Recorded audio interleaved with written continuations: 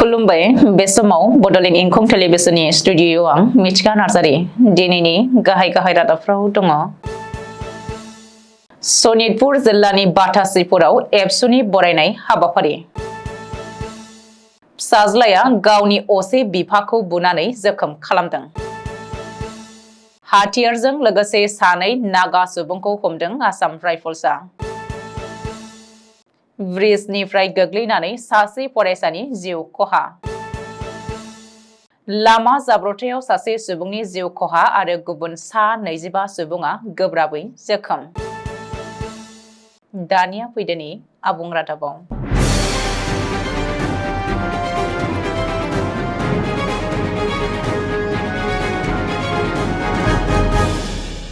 सनितपुर जिल्ला दुलाराय बर' फरायसा आफादा गुबुन बोसोरफोरनि बायदिनो देग्लायबो बर' बिजोङाव फरायनानै सेथि मासियाव उथ्रिना जिल्लानि गेजेरावनो जिथि मासि आवग्रिनो हानाय फरायसाफोरखौ दिनै बाटासिपुर मिलन गेजेर आरो गोजौ फरायसालिनि गेलेग्रा फोथाराव सानसेनि मेहेरगोनां हाबाफारिजों बरायदों।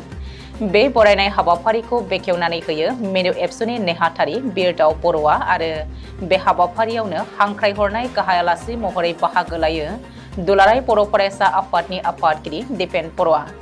गाहाय आलासि महरै बाहागो लानानै बिथाङा एबसुआ बर' हारियाव सोलोंथाइनि सायाव थांनाय गोलाव बोसोरनिफ्राय खामानि मावबोनायनि सायाव गुवारै बिबुंथि लाखियो।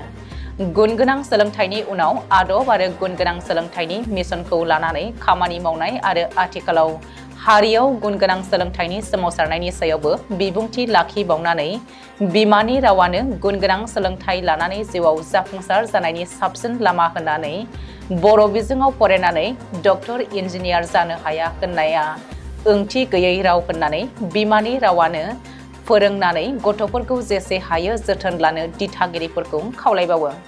बे हाबाफारियाव बुंथिगिरि महरै बाहागो लाबावो एकाडेमिशियान डक्टर प्रफुल्ल बसुमतारिया।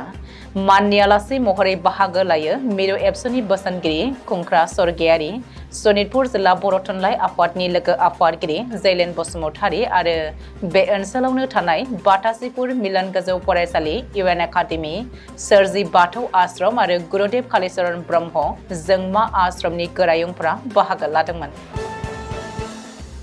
गुवाहाटीआव गावनि बिफाखौनो सासे फिसाज्लाया बुनानै जोखोम खालामनायनि दायाव हमजानायनि उनाव चानमारी पुलिसआ बृहस्पतिबार खालि रेहाय खालामनानै होनाय जायो। बुधबार खालि ससियेल मिडियानि गेजेरजों भाइरेल जानाय गावनि बिफा प्रभात दासखौ गनजों बुनानै गोब्राबै जोखोम खालामनाय नुथायखौ मोननायनि लोगो लोगोनो पुलिसआ जाथायसालियाव फैनानै दायनिगिरि फिसाज्लाखौ पुलिसनि आवथायाव लानानै थांनाय जादोंमोन। बे दुखुनांथाव जाथाया बामुनि मैदाम ओनसोलनि जतिनगराव जादोंमोन। बिफाखौ बुनाय दायनिगिरिखौ प्रबाल दास होननानै सिनायथि होदों। आसामनि चराइदेव जिल्लायाव बुधबार खालि रैखाथि हान्जाया सानै नागा सुबुंखौ हाथियारजों लोगोसे हमनो हादों। सुलुङाव फोरमायथिनाय बायदिब्ला पुलिसआ साखाथि रायजो नागालेण्डनि हमजानाय सानै सुबुंनिफ्राय हाथियारजों लोगोसेनो गुलि बारुदबो बोखांनो हादों। हमजानाय सानै सुबुंनि सिनायथिखौ नागालेण्डनिनो असिं कैनियाक आरो लुंजाई होननानै मिथिनो मोननाय जादों। आसाम नागालेण्ड सिमायाव थानाय चराइदेव जिल्लानि सनारि ओनसोलाव आसाम राइफल्सआ अपारेशन खालामनायनि जाहोनाव बिसोर सानैखौ हमनो हादोंमोन।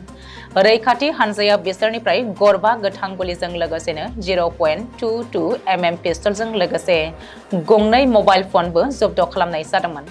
दासान्दि बिसोर सानैनि बेरेखायै आयेननि गेजेरजों नायबिजिरनो लाबाय होननानै मिथिहोदों।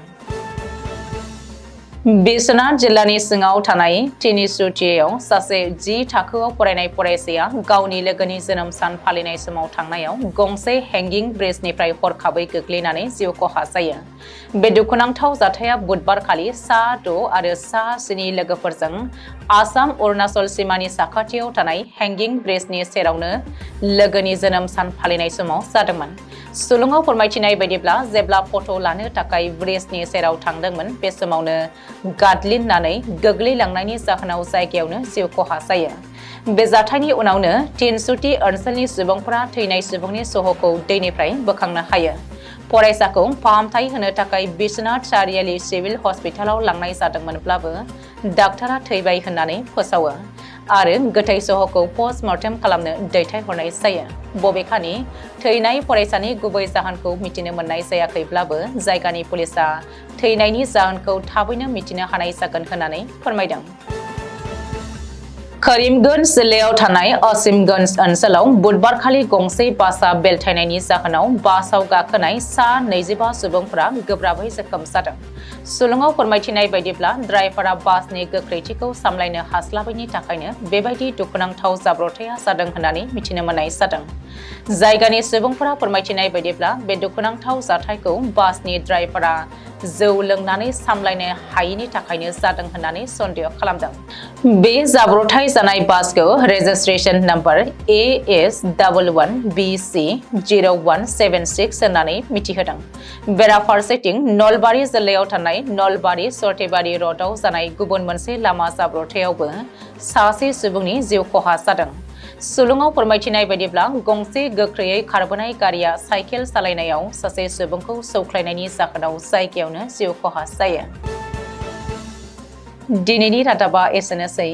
गोजोन्थों।